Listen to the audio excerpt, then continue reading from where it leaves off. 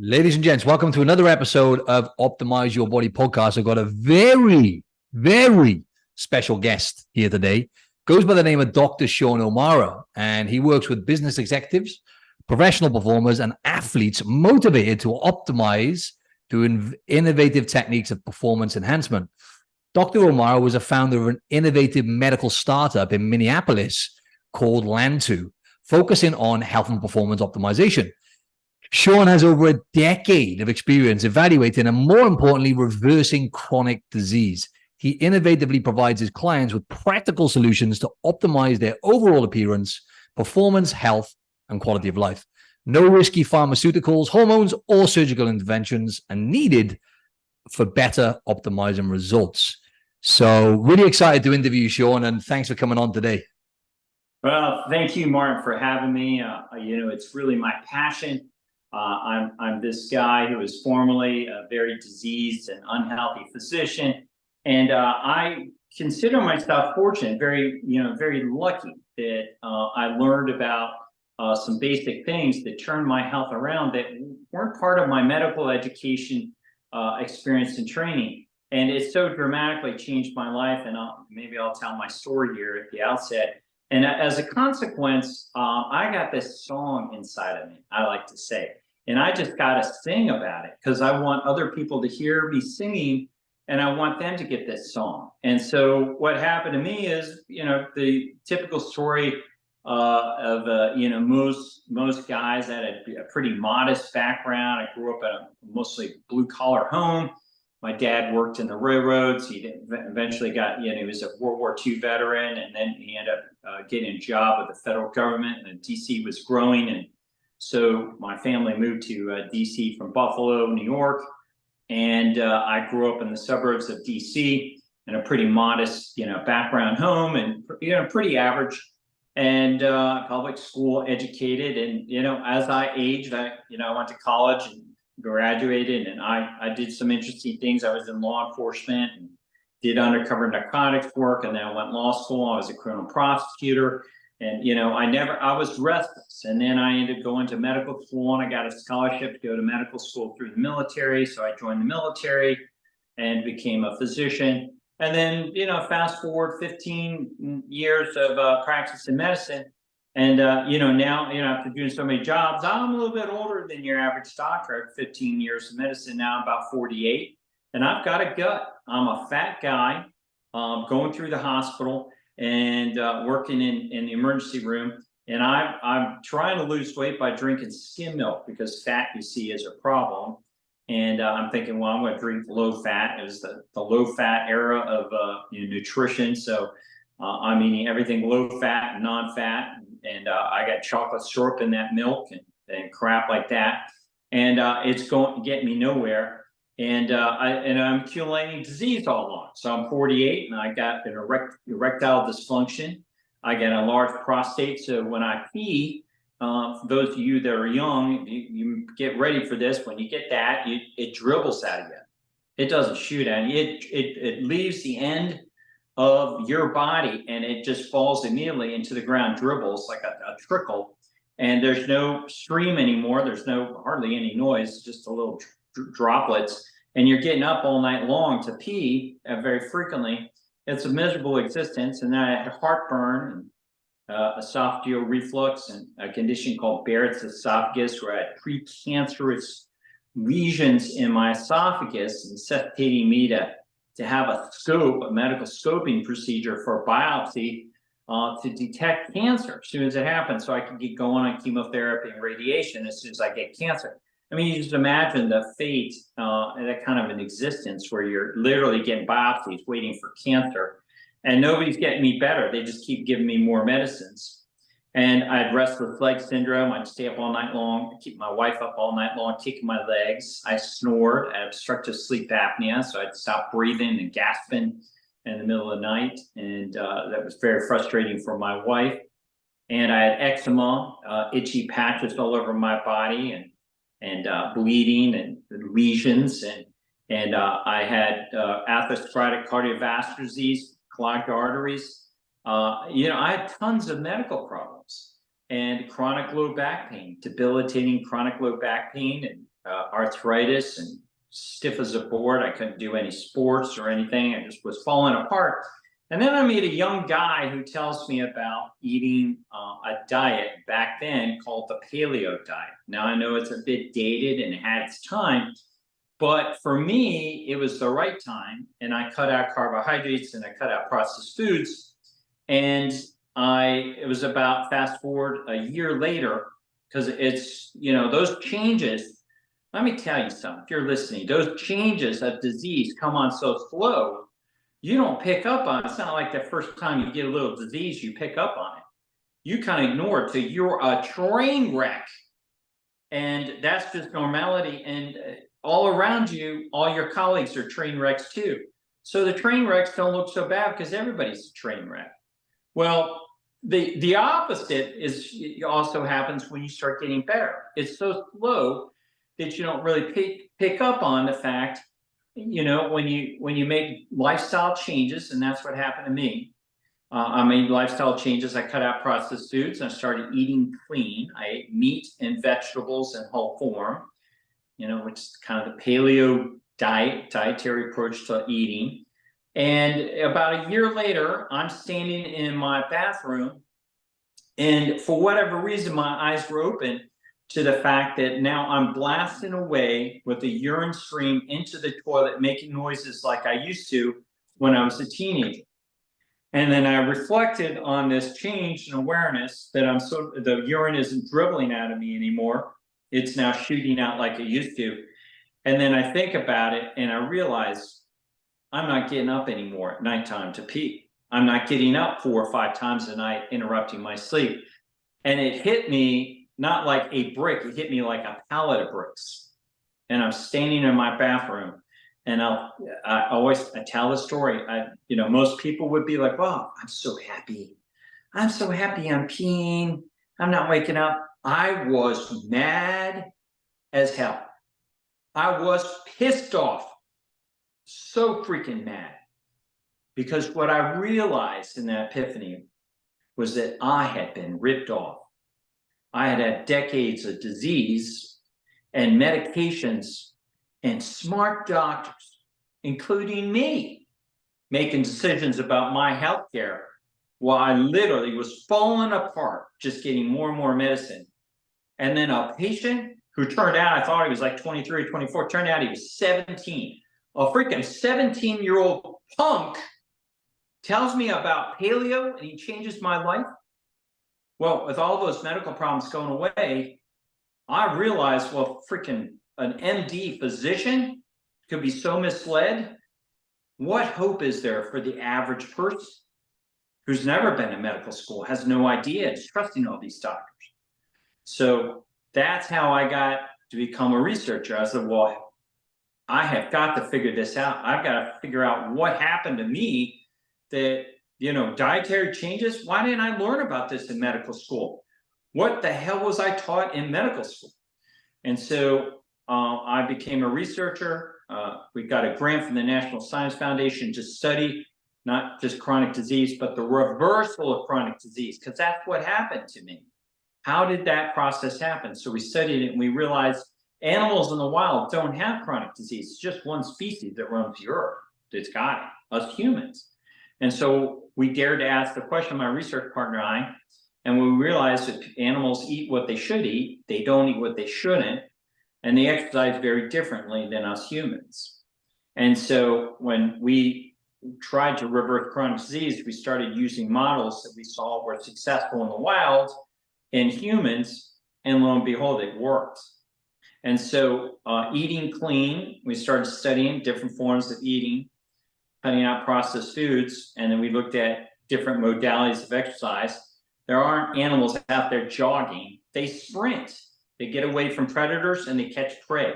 So these series of sprinting. So we abandoned distance running, we abandoned distance durational exercise. We emulated basically the exercise patterns of animals, which are fights. I mean, animals are basically fighting. They're not out there exercising for fun or trying to look good. They're fighting other animals, either to kill it to eat it or to fight away a predator or a threat, defend themselves. So that's how we figured out what reversed chronic disease, and we discovered these biomarkers that I'll talk to you a little bit about in your audience. And we became aware of these dangerous depots of fat that were inside the body. One is visceral fat, and I'll start with maybe an example of this particular image, and I'll blow up these images so you can see them a little bit better. And you can see this guy in this image has this big daddy bod, dad bod, and his belly is sticking out. And his belly is sticking out because of this image right here. He's got, if I can move it over here, I may have to move. That's what I just wanted to say whilst you're doing that anyway. I was just going to say for the people listening back, just head over to YouTube and watch this because it's going to be very valuable. We'll go over to my YouTube channel and make sure you watch the video. Yeah, so I'll explain it for those that are staying with the podcast that don't go to YouTube. I'm looking at an MRI image. And in this MRI image, is a cross-section through the abdomen, you see mostly white. So I like to tell my client patients and all my followers on social media that you want to have an abdominal MRI scan that's mostly black, not white, because white is fat. And if you're mostly fat inside, you're going to be unhealthy. And that's the way I was, and that's the way this guy is, with that belly sticking out with that purple arc showing that big dad bod, we call it here in America. So big MRI, filled with lots of visceral fat. And then in his image, repeated 3 months later, look how flat his abdomen has become. And look how less white. Now he's mostly dark. So that's your first biomarker we talked about, is visceral fat and how it's associated with that dad bod. And so that's an important one for people to be aware of, and they should, consider getting an MRI to take a look at. So here's another client, and we'll just blow up their MRI images, and you can see again mostly white.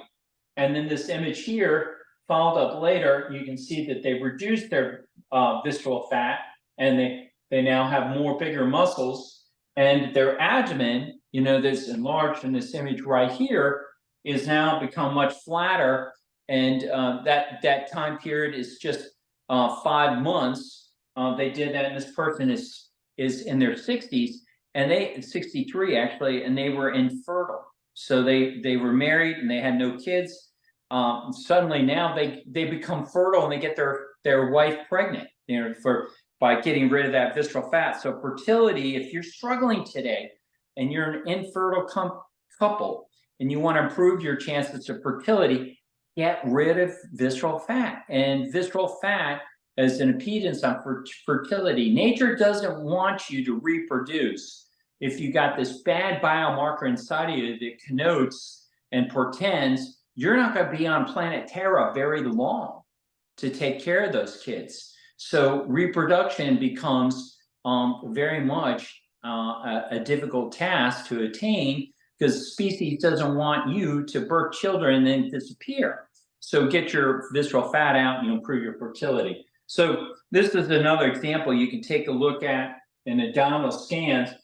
2 social media influencers, one of whom is me, and the other one I won't share, but you can see this abdomen has this arc here. So you can look at your pants. This curve here tells you, what's going on. So it's an anterior pier. So you can use your photographs of where you're at. And you'll find younger guys will have this kind of a flat abdomen here. And older guys, as visceral fat starts accumulating, will have this protuberance of their abdomen. So you can see what's happening with your waistline of your pants, and the arc that's created by those pants, shorts, give you an indice of probably how much visceral fat you have in.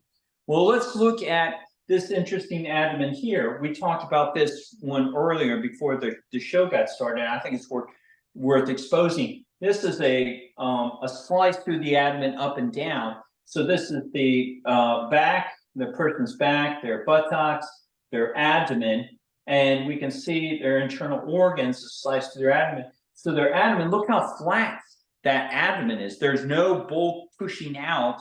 There's no bulge. And if you look at a slice of that abdomen in that MRI image, we can see that there's no visceral fat in there. It's all dark. In fact, this is one of the single best abdominal scans I have ever seen in a human being. And what's remarkable is, let's take a look at that individual. Look at that person's body, but look at their hair. This is a 59-year-old social influencer on Instagram. If you want to follow her, her name is Carolyn Labouchiere. And you could probably put the spelling up for on your website. Yep, I'll do that. Yeah, she is a very attractive woman of 59. She's elegant, she's beautiful. It's because she's healthy. And the reason she's healthy is because she adopted a low carbohydrate diet. Now, I know there are a lot of people probably listening that think carbohydrates are good, but I will tell you, as a man afflicted with a passion to optimize human beings, I have studied all matters of eating and lifestyles. And the ones that have cut out carbohydrates the most and for the longest period of time have an advantage over those that continue to consume carbohydrates, particularly in large numbers. So, John, can I ask you on that? Sorry to interrupt, about carbohydrates, because obviously, as you know, not all carbs are treated equally, right? So, and I know you mentioned about ultra processed food. So I'm thinking, right, what are the next steps people can take to actually reduce their visceral fat, right, around the internal organs? And you've mentioned, and I always talk about this, Sean, ultra processed foods, avoid them like the plague. What is it, would you say carbohydrates, period? Or would you say, right, certain things like seed oils and refined sugars you want to avoid, or anything in particular which can help people take that next step to, because the thing is, Sean, right, it's not losing the fat that's the issue for most people, because over 85% of people gain all the fat back, right? So that's it's losing it and keeping it off that people struggle with, you know? Yeah, so you're right. Not all food is the same. Not all carbohydrates are the same. So, you know, if you just in this case, as an example, your followers can appreciate this. This is a series of 6 scans, and this individual is 68 years old, and you can see a lot of visceral fat, you know, within their abdomen and the fat within their oblique muscles. So what we noticed from decades of studying visceral fat is that it accumulates also in the muscle. To the extent that you have visceral fat, you get this deposition of inflammatory fat within your muscles. That means your arms and your legs. And so this individual goes, you know, through a period of 35 weeks, and they've lost a huge amount of visceral fat by the time they get there, and the shape of their abdomen is significantly improved. Now they got a shape like a college student in their 20s, despite the age of 68. And the only thing they did, Martin, was they cut out processed foods and mostly processed carbohydrates. So the elimination, they didn't eliminate all carbohydrates, but more processed foods. So they ate vegetables, which contain carbohydrates, but they ate clean. They didn't eat it in a processed form. So it's just meat and vegetables that they consume. And so you see this dramatic eradication or elimination of visceral fat as a consequence of that. So I am not an extremist where I think that the way of eating is a light switch, either all or nothing. It really is more about quality. So when you think about macronutrients, protein, fat, and carbohydrates, while I preface my comments at the beginning by saying the human being that eliminates more of their carbohydrates lives a better life, it is impossible to go through life without some consumption of carbohydrates. I mean, I will tell you, as a carnivore physician, and I eat fermented vegetables and fruit, and as much as I purpose to eliminate all carbohydrates, I know a small degree of carbohydrates are coming in still in some of those fermented fruits and vegetables, but an even larger amount of carbohydrates are coming in the form of the meat that I eat, because there's glycogen.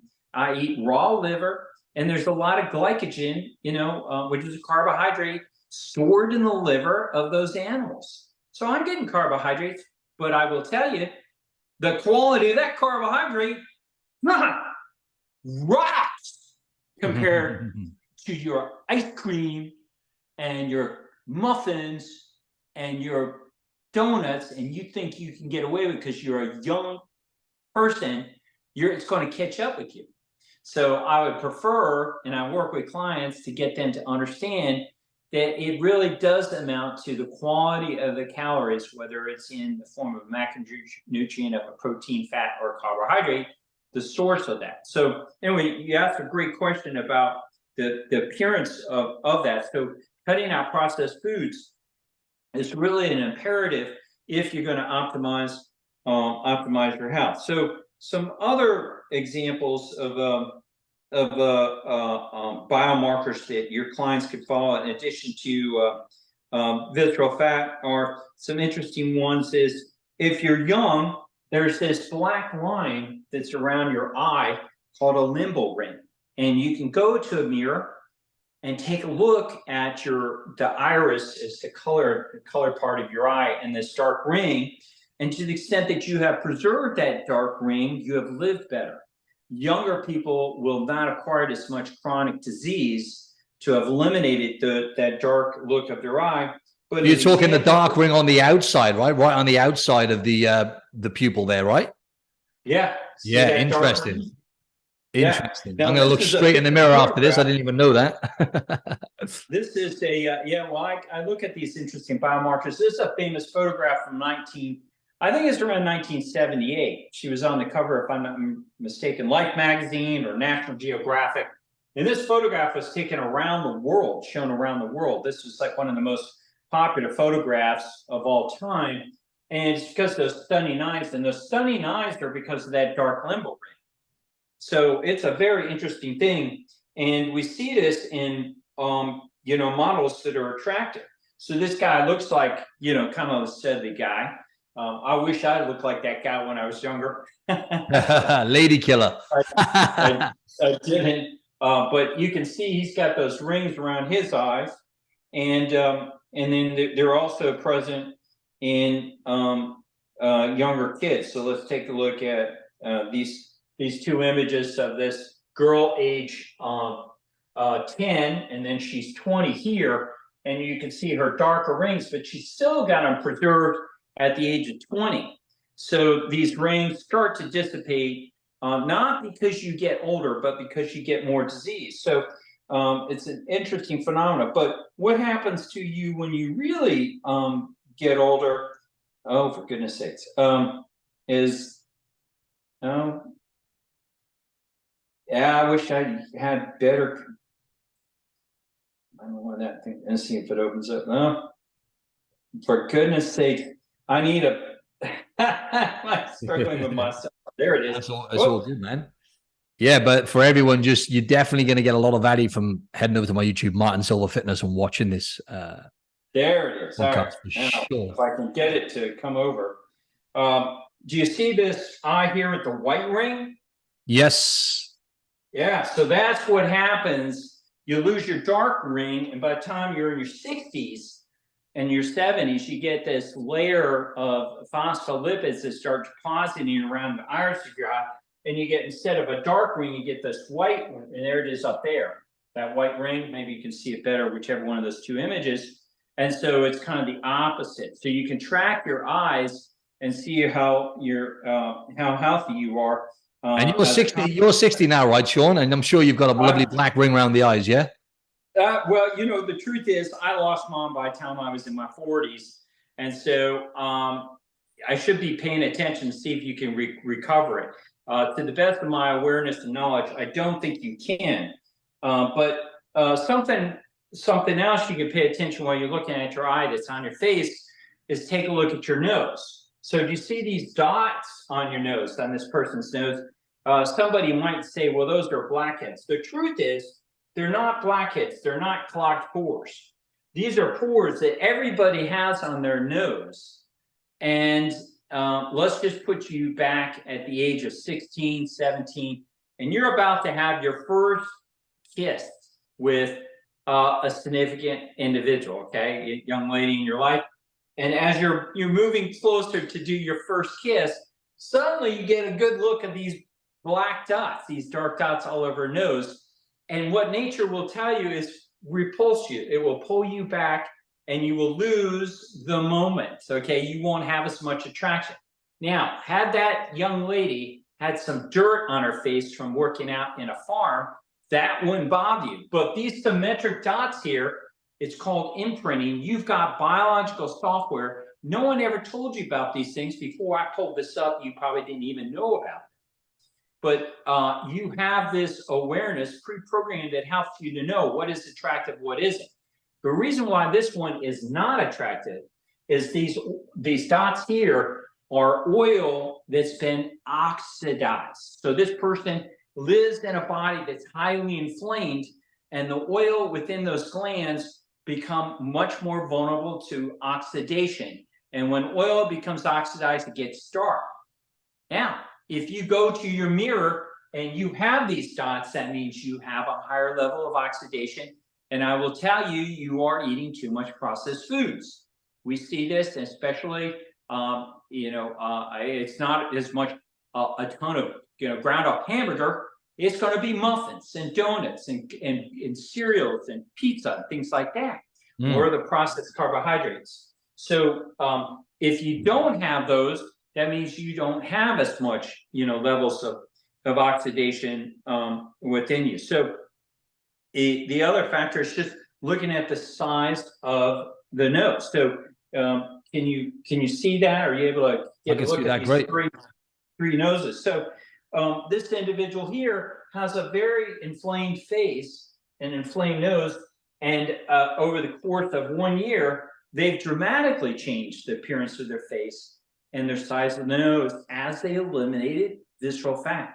And you could open up someone's abdomen and cut out their visceral fat, but the real change in the person's life comes from their lifestyle changing, where they stop pouring on the gasoline on that fire. So they've cut out processed foods, which eliminates further contribution of that visceral fat. If you just did a laparotomy, which is the medical term for opening up an abdomen, and you eliminated through mechanical surgical intervention the presence of visceral fat, you would temporarily improve the person's health because they won't be accumulating, but the damage would have already been done through the influence of visceral fat's secretion of these inflammatory molecules. So you really haven't cured them from the harm of visceral fat. You've just eliminated visceral fat and its further contribution for a day or so. Because guess what's going to happen unless you change your life? You're going to just go back and start secreting, greater composition and deposition of visceral fat within your abdomen. So the way to eliminate visceral fat is through lifestyle changes and not surgical changes. And this guy had a profound change in his visceral fat, and as a result, a profound change in his face. So, Sean, on the talk of ultra processed foods, right, and eliminating them, I think we should touch on the fact that those foods, and I don't know if you've seen this study, you saw this study, it was a cross study then as well. Long story short, people who had unlimited access to the ultra processed foods, they ate 508 calories more a day. They crossed the groups over, the same thing happened. That's a lot of extra food people are eating, right? So these foods are designed to make us overeat, right? And I got stuck in it in my bodybuilding days where I would just overeat every weekend, and it was a struggle. But with yourself as well, you said you switched paleo. So your approach for eliminating those foods was to basically seek out better quality foods, and then naturally you started to desire more of those foods and stopped eating as many calories, right? Because you would agree those foods are designed to make us overeat, right? Yeah. So they create hyperpalatability, okay, hyperpalatable foods. They're designed to appeal to the taste of humans, to titillate those senses, and so you concentrate on eating more of those simplified carbohydrates, and you get more and more of it. But belying that problem, really, Martin, what's going on, and very few people are aware of this, is in doing so, you are attracting a different type of species of microbes that are going to reside within your microbiome. So, for instance, let's do this in a macro sense, rather than talking about micros initially. What if we were to have a bunch of eucalyptus leaves in your backyard? Well, what would happen is you would start acquiring more koala bears. Koala bears like eucalyptus leaves. And you're not going to get a bunch of wolves. they're not going to have any benefit to doing that. So your food source that's in your environment attracts different species based on the type of food. Why should it be any different for the human gut and the species of microbes that reside within our gastrointestinal tract? So that is the simple reality, is how you eat dictates the composition of species that reside within your gastrointestinal tract that make up our microbiome, of which people have very little understanding of these species. Now, what's interesting is the species defines what your life is going to be like because they influence your health. So, for instance, science has shown that people like yourselves who are motivated to exercise, and nobody would argue that you are not motivated to exercise, nor would that be a sound argument in anybody that knows my life, because I exercise on a daily basis. And I do so passionately. I am highly motivated, and so are you. Now, in studies that look at the species of microbes within people that are motivated to exercise, they possess a certain species of microbes which are absent in couch potatoes. So the couch potato who doesn't exercise lacks these microbes. And so what's happening is, where they're present, people are motivated to exercise. These microbes are influencing their hosts. They literally influence their lifestyles. And so they influence us to eat for them as well. So if those microbes, and let's open up reality, how many they're down there. You have 10 trillion human cells, but the composition of these microbes live in you are around the order of 40 to 70 trillion different organisms. You are more a collection of other organisms than you are yourself.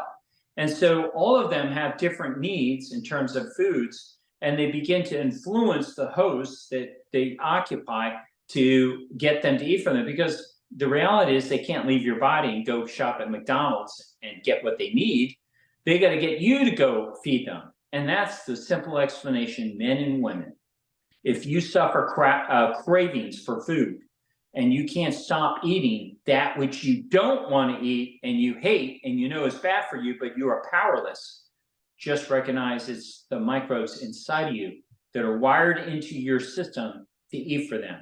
And the solution to getting past those cravings is stop feeding them, because they're going to die in minutes to hours, and those cravings will go away. And then you got to start consuming your environment with healthy microbes, like they come from traditional foods like kimchi, kvass, fermented foods. And that's why I have all my clients eating fermented foods, so that they, as those species of microbes that cause those cravings are abated and they eventually leave their body, you replace them with good soldiers. Just like when we, in the U.S. military, I'm still active duty lieutenant colonel in the Army National Guard.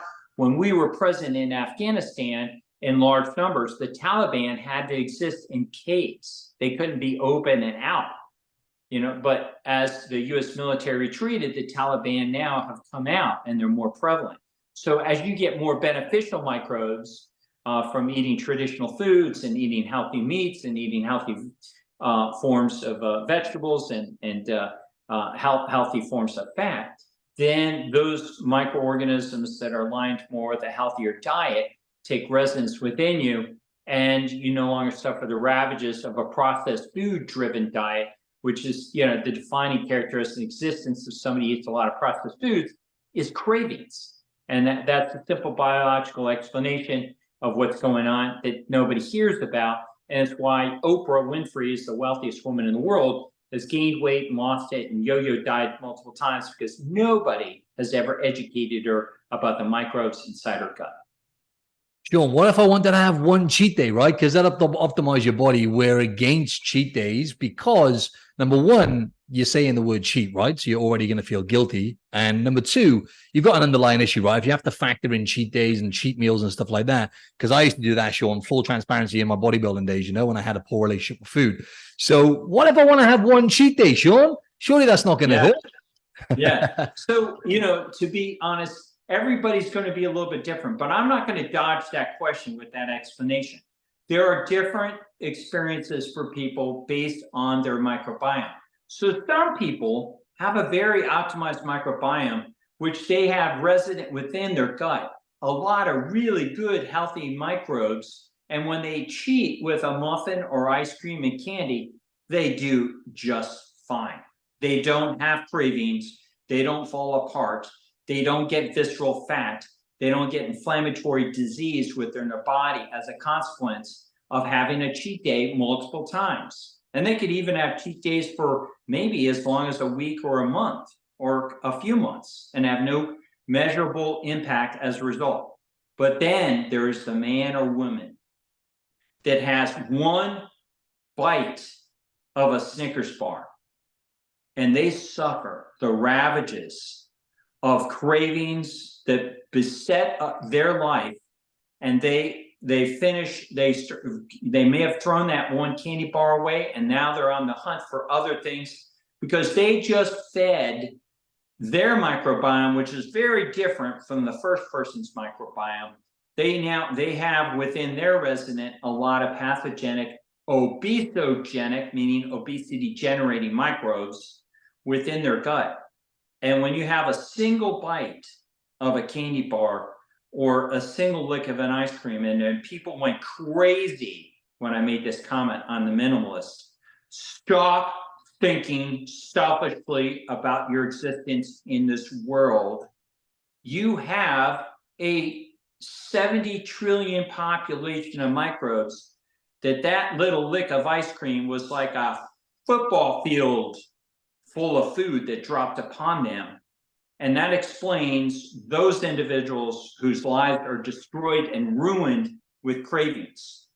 And you can pretend all you want to be passionate and compassionate about people and not having them have this behavioral ideology and psychology about eating food and guilt and stuff.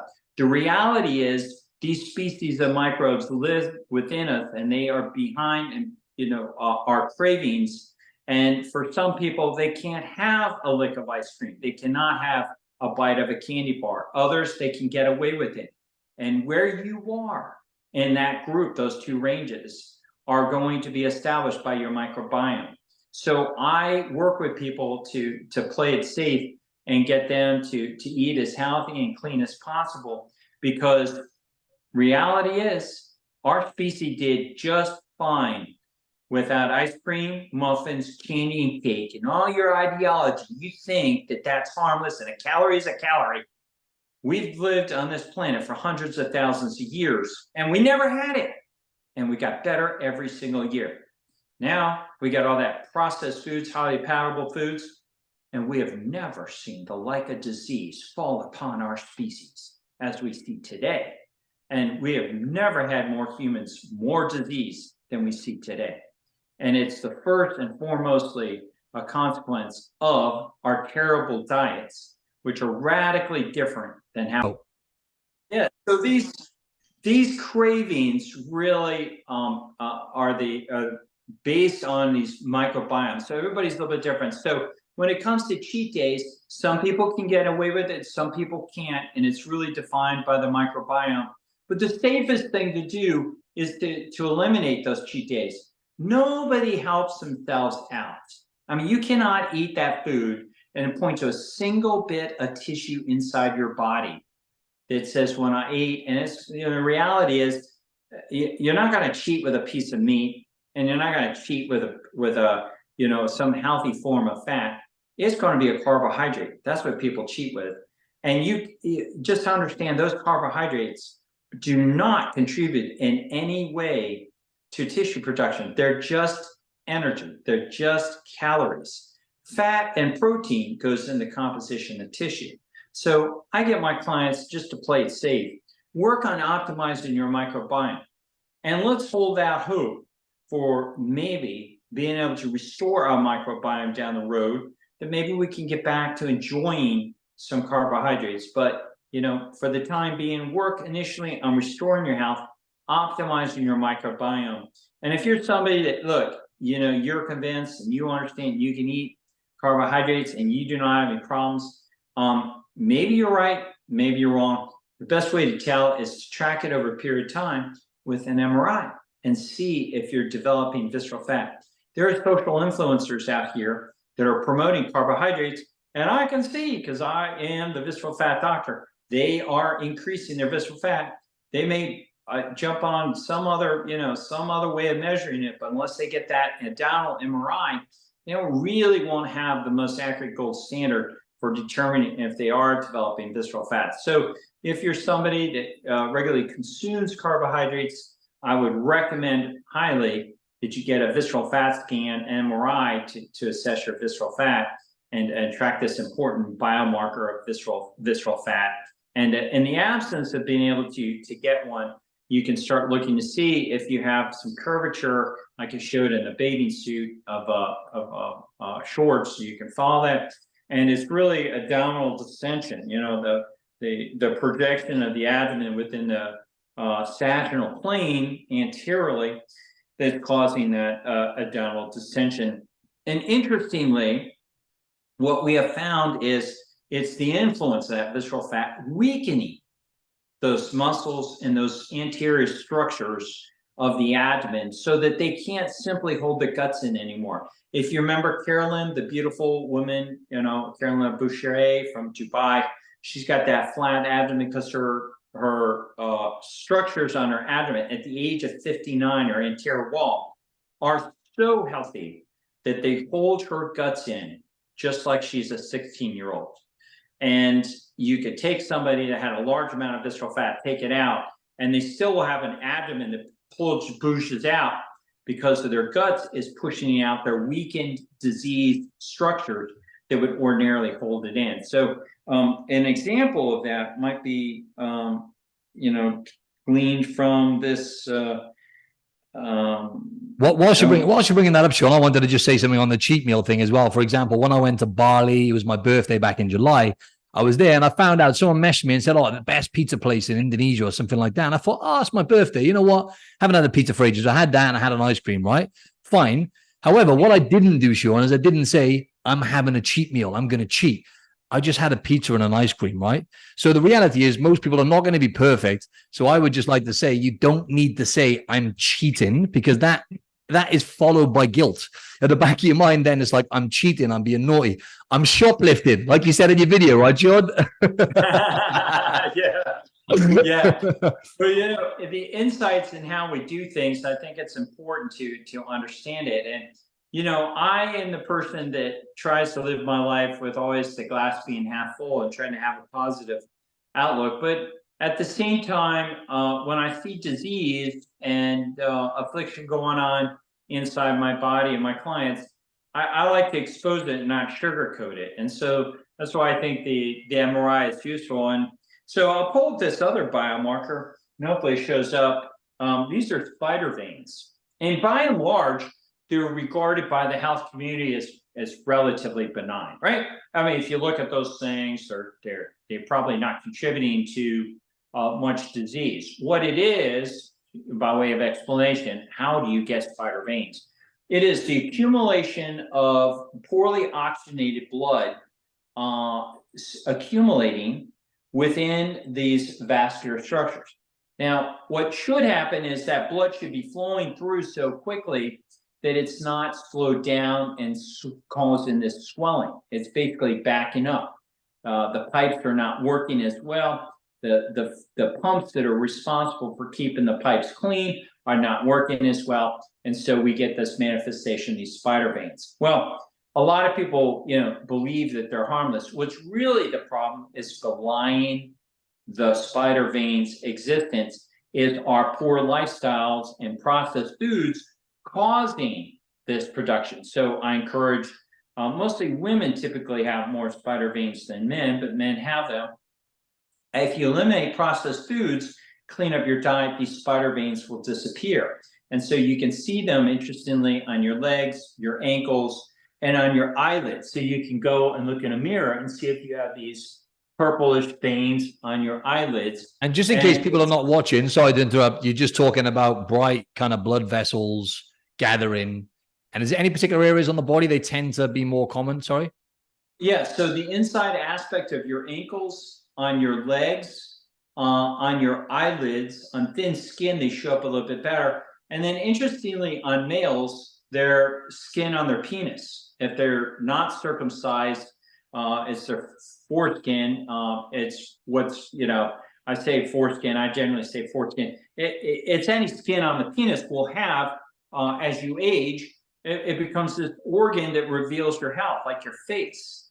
And, you know, it's not well known within the public knowledge, but for us physicians that have to do things like hernia checks, and urologists, a 60-year-old, 70-year-old, 80-year-old penis looks very different than a 16 or 20-year-old penis because of this, you know, venous stasis that's on there. But remarkably, you can take a 70-year-old male that's filled with spider veins on his foreskin, on the skin of his penis, get him to clean up his diet, and it will clear up and start looking more like a 20-year-old penis as the blood flow starts going better. Now, why is that important? Why is blood flow important to the penis? All right, guys, make the connection. You want better blood flow. So if you have AD, if you're starting to have erectile dysfunction, take a look at your skin on your penis. You're going to see these purplish veins, and they will have slowly accumulated over a period of time that you haven't noticed them. But if you eliminate the processed foods from it and start eating healthy, doing some maximum intensity exercise, sprinting, doing some sauna, getting some sunshine, all those things will improve your health. Those spider veins will reverse, and guess what? The plumbing starts working better. And so I restore erectile functioning in my male patients by, you know, doing precisely that. And it really parallels the elimination of visceral fat, which contributes to inflammation, to the compromise of the blood flow and manifesting in spider veins and in erectile dysfunction and in poor blood flow to the organs and declining blood flow to your musculature. And we see sarcopenia, loss of muscle mass. So the muscles start deteriorating, but the tone of those muscles. So we see in the 70-year-old male who may still have some residual mass within their pectoralis majors, their pecs of their chest, the tone is diminished, so they start sagging. And that's because blood flow is no longer flowing to those tones. And another biomarker where blood flow is declined is skin turgor. So skin turgor is assessed by how fast your skin snaps back when you hold it up on the palm of your hand. So if you have access to a 10-year-old or an 8-year-old, watch how fast it slams back like a rubber band. And if you're 80 years old, you may pull your skin up and it stays right there. It slowly lays down, maybe over the course of like a half hour. So what a difference. But that's an important biomarker. Now check this out. If you go out in the sunshine and before you go out there, you check your skin turgor, and then you go out in the sunshine and check it again, 30 minutes after being in the sun, you will see a dramatic change in your skin turgor because of a molecule that was produced when the sun hit your skin called nitric oxide. Isn't that interesting? So take a videotape of this one, before you go out in the sun, videotape afterwards, and you will be able to appreciate the difference, and that will reinforce the intervention. What happened? Sunshine. Oh, I went out in the sun, my skin snaps back more. I mean, she got better blood flow. With the better blood flow, the skin performs better and it snaps back. It's the only explanation. You know what they taught me in medical school? Collagen. You see, old people lack collagen. Shh, let's not get into sunshine and nitric oxide. Nitric oxide will improve the Hades out of you. Careful, if we get people better improved, they may not buy all our medicine we're selling. So the reality is, when you go to a doctor today, they don't sit and spend any time telling you what you got to do to get better, except you got to buy these drugs from us, have this procedure done with us, get this particular whatever, that they make money off of. There's no money in sunshine, stopping processed foods, eating healthy meat and healthy clean way of eating, getting more sleep, using a sauna, doing a cold plunge, cold showers. There's no money in all that. And guess what? You're killing the goose that's laying the golden egg when you get these people healthy, because they're not going to be coming back buying any more of our drugs. So I smell a rat. I really think that the curriculum in medical schools are controlled by big pharma. I think they're very much entrenched in the curriculum and establishing that curriculum. And I'd like governing bodies around the world to investigate who is responsible for teaching these doctors what they're taught, and more importantly, what they're prevented from learning, because I think it's having a prevailing effect on the amount of disease that we see in our species as a consequence of that. Yeah, it makes a lot of sense. What would you say to people you mentioned about getting an MRI scan to see where they're at with their visceral fats, whether that might be a DEXA scanner to see their, fat and everything else and lean body mass. And also so what I'm trying to say is what kind of tests or blood tests or anything would you recommend people do just so they can see where they're at? And then the second question is, what would you say I know you mentioned eliminate ultra processed foods. What would you say the big rocks are that people then need to focus on to improve metabolic health and, longevity? Yeah. So it comes in different forms of tests for assessing visceral fat. The gold standard is most accurate in quantifying it and giving the best resolution as a MRI. The second one down from that would be a CT scan. Third scan down from that, it doesn't allow imagery, but would at least give you accurate quantification, would be a DEXA scan. The DEXA scan, however, just gives you a quantifying number. It doesn't allow you to image, to visualize that visceral fat. And it's the disease that you want to visualize that's important, and not its numeric impact. So if you really want to, I was sharing this with an airline owner, because somebody owns an airline. I said, you don't want to be following your disease by numbers. Let me put it in your world. You own this airline. If somebody told you that 100,000 gallons of JP8 jet fuel just leaked all over an airport tarmac from your facility, you would have an idea of what that was like, and it would be a problem. But if you were standing there and you watched 100,000 gallons of jet fuel leak out of your tank and go all over this airport, you would have a far more dramatic impact with that data, and you're going to act very differently. That's the way it is with biomarkers.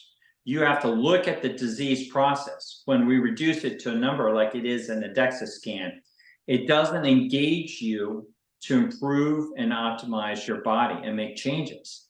The way you stare at the enemy within by looking directly at that visceral fat from the imagery it produces. So the problem with laboratory reports is that they don't offer any imagery. They're just numbers on particular values. So I've actually given them up. I don't even do lab reports. I have some of the wealthiest people, on the planet that come to me to optimize their health, and I don't order blood work on them. I order visceral fat. And then I photograph their spider veins, their skin turgor, and do a variety of tests that we videotape them, sprinting and other interesting tests. And then we track their improvements. So I pay attention to what, these biomarkers are called key biological indicators, KBI. And I use that, and I instruct and I tell your audience to do the same thing. It's how companies get better. They follow KPI, key performance indicators. And when you study that, you can optimize a company. But when you study KBI, key biological indicators, you can optimize a body. And that's the problem with healthcare today, is that we're following the wrong KBI.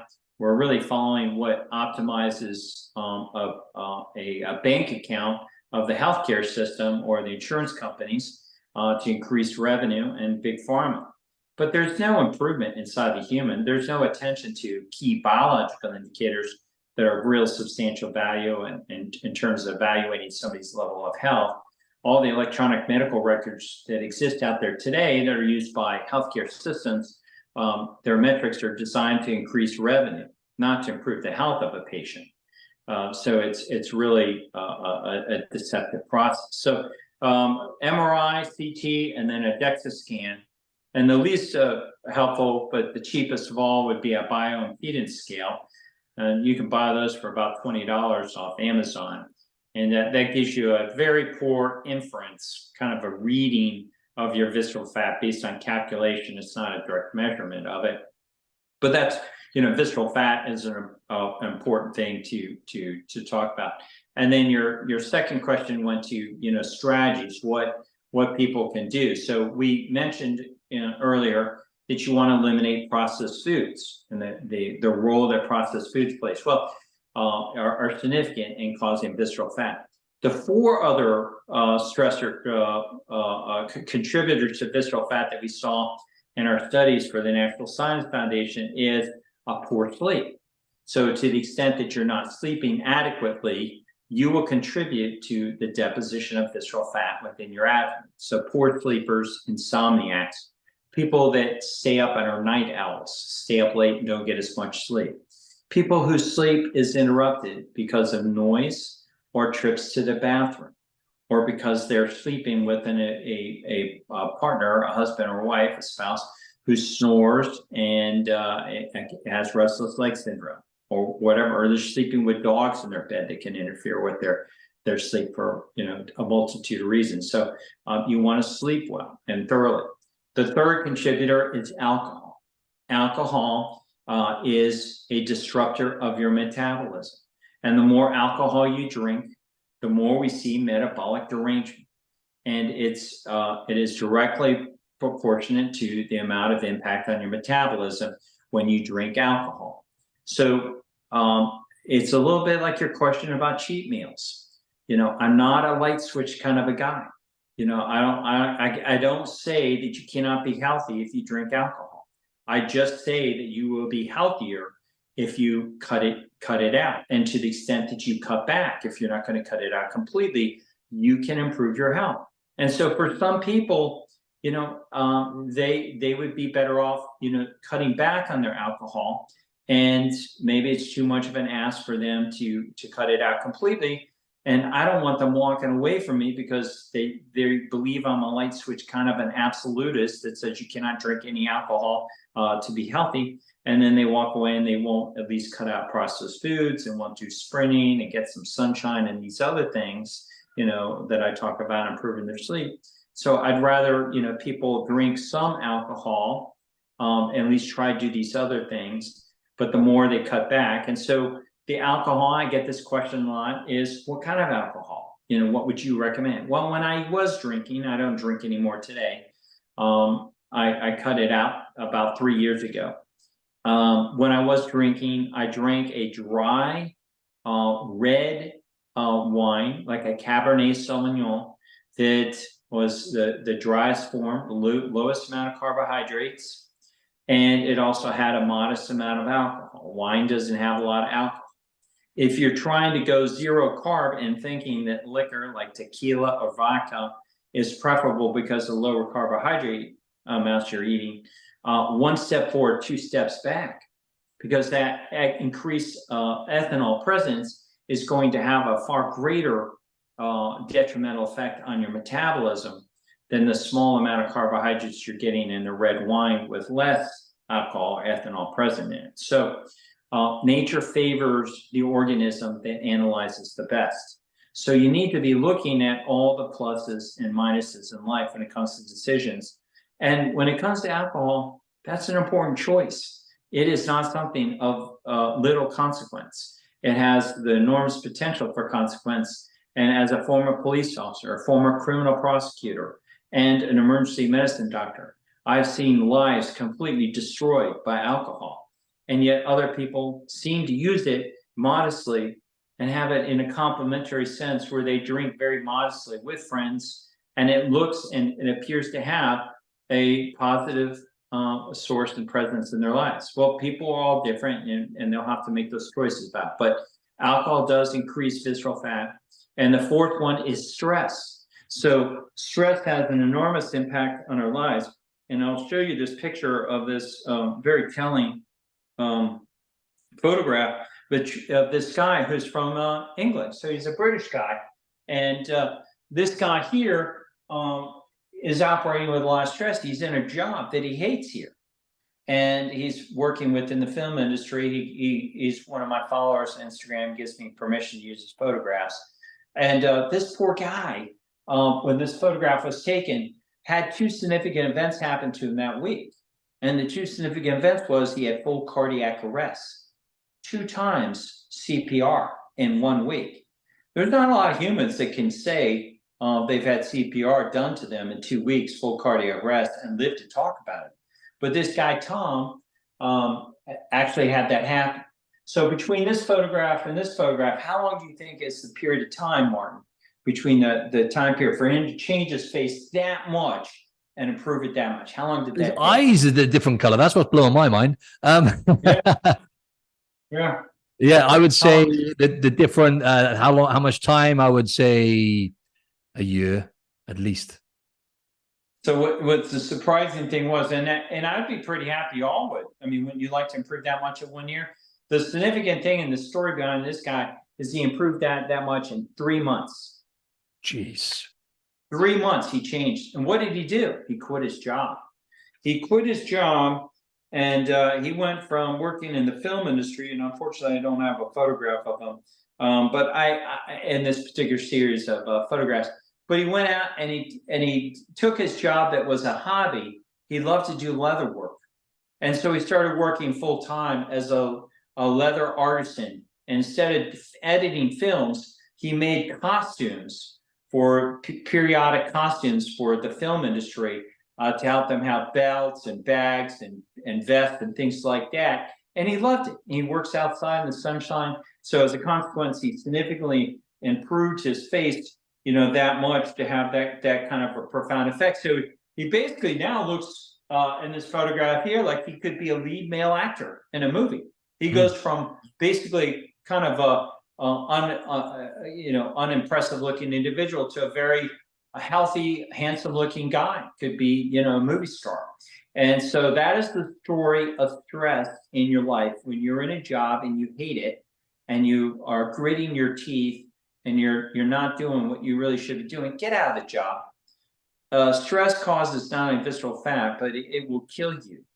And so I warn my clients, and I'm careful to go through the amount of stress that they have in their lives to try to evaluate the role that is happening, because it not only causes visceral fat, but eventually it could end up taking your life. So, and the last one that we saw is durational exercise. So too many hours in a gym, too many miles jogging, too many miles riding a bicycle, cycling. So chronic exercises appears to be making visceral fat more refractory to being removed from the body. We saw this time and time again when people were persistent in cycling or jogging, that we were very ineffective, much less effective at eliminating visceral fat. And when we got them to stop doing distance running and cycling and long times in the gym, and got them to increase the intensity and shorten the time period they exercise, that visceral fat would flee the body and get eliminated a lot more easily. Awesome stuff. Awesome stuff. Thanks for sharing, man. There's so much value in this episode, my man. Absolutely action-packed. Yeah. Where can the audience find you, Sean? I'll include all of this in the show notes, of course. Yeah. So I'm on social media, and I enjoy social media and being able to message to people what they can do to begin biologically optimizing themselves. So my platforms are Instagram, Twitter, now called X, and YouTube. And I operate under the same screen name or handle on all of those. It's just at DrSeanOmara.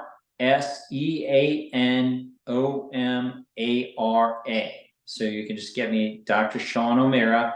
And then I also have a website that's just that if people are interested and they think they might be interested in working with me, they think they want to try to become the best biological version of themselves possible, then they can consider working with me at my website. It's just www.drSeanOmara.com, and they can find out information there about working with me one-on-one here in Minneapolis. And I look for very motivated people who really just want to be the best biological versions of themselves possible.